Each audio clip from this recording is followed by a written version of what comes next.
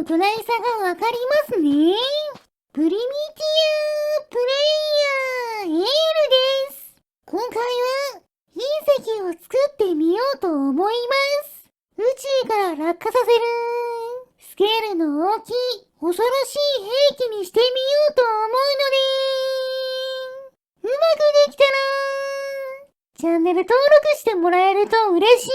です。それでは作っていきましょう。まずは古代の軽量プラスチックで足場を作って、その上からクリエイティブモードでタングステンを生成することで巨大な隕石本体を作ることができました。重さを測ってみると 7.7 万トンくらいあります。とんでもない重さですね。この巨大な隕石を上から落とすために中央付近にロケットエンジン5機と燃料を取り付けました。古代の合金の棒に電気を流せば切り離されて噴射し続けてくれます。ここから月面からできるだけ離して落下させるために足場と配線を伸ばしていきましょう。月に連結して落下させる予定ですが、月に近づきすぎると引力で吸い付けられてしまうからですね。かなり長く伸ばしたら地面と接着しておきましょう。ついでにトリガースイッチとバッテリーをつけることで足場の先から起動できるようにしておきました。ちゃんと噴射してくれています。ここで地上から月面の隕石に通電させるためにベアリングを分離させる裏技を使います。こんな感じでオブジェクト表示範囲の外側まで長く伸ばした物体の先にベアリングをつけて少し離れて表示を消すことでベアリングの軸とガーリンが分離します。この片方の部品を月に持っていくことでコードレスで通電できるはずです。私の頭の上のホルスターに固定したらロケットに乗って月に行きましょう。しばらくすると大気圏を突破して月に着いたので、ベアリングのガーリンを月に固定したら、設計図に登録しておいた隕石を呼び出して、ガーリンと繋いだ後、早速電気を流してみると、ロケットエンジンが起動して噴射してくれています。でも隕石が巨大すぎるせいか、速度がかなり遅いです。そして月との距離も近かったので、すぐに月に吸い寄せられてくっついてしまいました。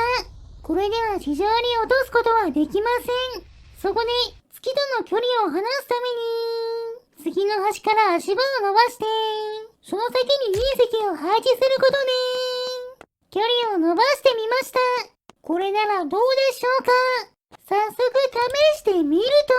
と、ダメですね。やはり月に吸い寄せられて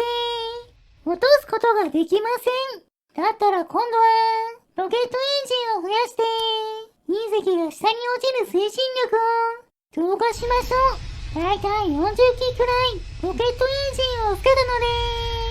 かなりの推進力が出るはずです。噴射が綺麗に並んで花火みたいになってますね。足場も消えてしまう限界まで伸ばして、そこから推進力を強化した隕石を落としてみると派手に噴射していますが、落ちる速度は相変わらずゆっくりです。足場から隕石の方に走って上に乗ってみましたが、かなりの距離が離れているのにどんどん月に吸い寄せられていきました。どうやらとんでもない重さのせいで月の引力の影響も強く受けるみたいです。そのまましばらく進んで月の下の方まで行った後、燃料が切れましたが、どんどん月に吸い寄せられて動きを止められてしまいました。このくらいの勢いでは月の引力に負けてしまうみたいです。そこでまた一つ裏技を使いましょう。分離したベアリングの地面にある方のパーツを地面と接着してスイッチをつけ、余計な部分を外します。目立ちやすいように古代の軽量プラスチックの目印も取り付けました。こうすることで、もう片方のベアリングのパーツが月面の隕石と繋がっていれば、設計図機能で地面に呼び出したとき、月と同じ高さに隕石がある状態で空中に固定されてくれます。ちなみにこの裏技は黒崎さんが発見したものです。あとは地面側のトリガーを引いて通電させるこ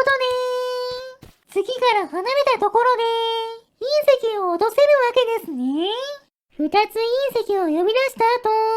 後、どちらも起動させると、なかなか落ちてきません。上を見てみると、月の方に吸い寄せられていました。まだ距離が近すぎたみたいです。そして、二つの隕石が接触して、片方が壊れていました。私がロケットで追いかけて様子を見ても、落ちる気配はありませんでした。そこで、もっと月から離れたところに移動して、隕石を一つだけ呼び出して、落下させてみましょう。月からの距離は十分離れているのに、隕石が動いている様子がありません。しょうがないので、ロケットで近づいて、様子を見てみると、かなり遅い速度で、ゆっくり地上に向かっているのが確認できました。どうやら、想像していたより、地面に到達するまで、長い時間がかかるみたいです。なので、前回作ったトライアルバイクに乗って、水平倍率400%、垂直倍率 0% にした平らな世界を進んで、月から離れた後、設計図から隕石を召喚しましょう。トリガーを引いたところで、どれくらいで地面に到達するか、時間を測ってみます。かなりの速度で早送りしていますが、隕石が引力のない宇宙から脱出するのに、長時間かかっているのがわかりますね。それでも、辛抱強く待って、19分くらい経ったところで、大気圏に突入した隕石が、かなりの速度で落ちてきました。いきなり速度が速くなりすぎて、肝心な地面にぶつかる瞬間が取れませんでしたが、ちゃんと落とすことはできたので、よしとしましょう。地面にバウンドした隕石を追ってみると、隕石の巨大さがわかりますね。そのまま地面に落ちましたが、残念ながら、ダメージを与えるところは見られませんでした。でももし当たれば、とんでもないダメージが出るはずです。それでは、たくさん月と地球を往復して疲れたので、スライムを召喚したら、燃えるものを集めてきて、火をつけます。いい感じに燃えていますね。よし、スライムも美味しそうに焼けたので、食べてしまいましょう。もちろん、今回頑張ってくれた隕石さんにもお裾分けしてあげます。はい、どうぞ。今回の動画はここまでです。面白かったと思ったら、チャンネル登録、高評価をしていただけると嬉しいです。リクエストなど、コメントもお待ちしていますね。それでは皆さん、まー